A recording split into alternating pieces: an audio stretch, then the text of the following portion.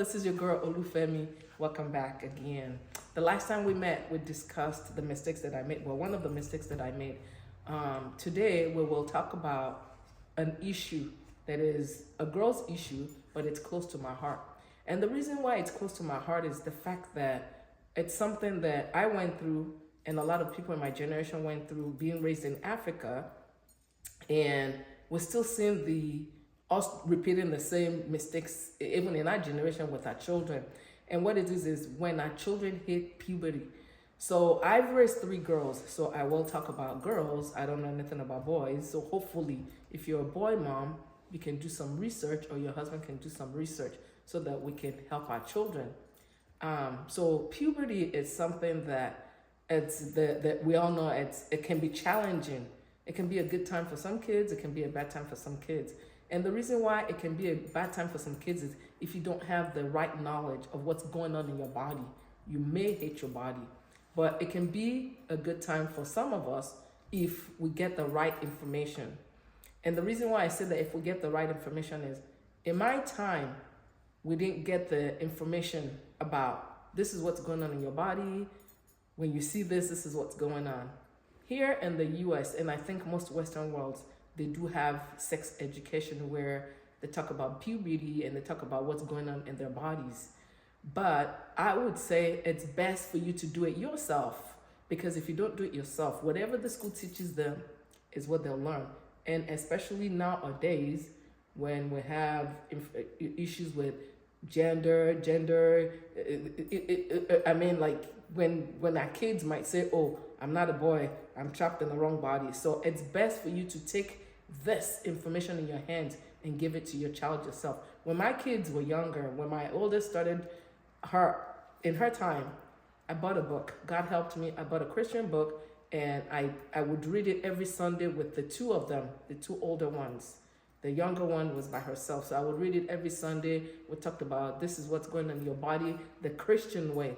And when they got to the age of puberty, at that time, in that season, I had them choose a restaurant, wherever they wanted to go. I think my oldest chose Starbucks, and we went there, we spent time together. There was a pamphlet that I had. A friend of mine that's passed on now, her daughter went to a Christian school. They lived in California, and the way the school did it was really nice. They celebrated the girls. So I asked her for the pamphlet. When she told me, I told her I was interested. She sent me the pamphlet, and so when we went out to lunch, I read the information, we discussed it, and then I gave her a rose, and that's what I did down the line.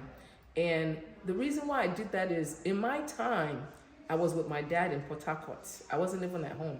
And so I was having stomach issues, and I told my dad, but little did I know that I was about to start my period. But then when I started and I told my dad, he didn't know what to do.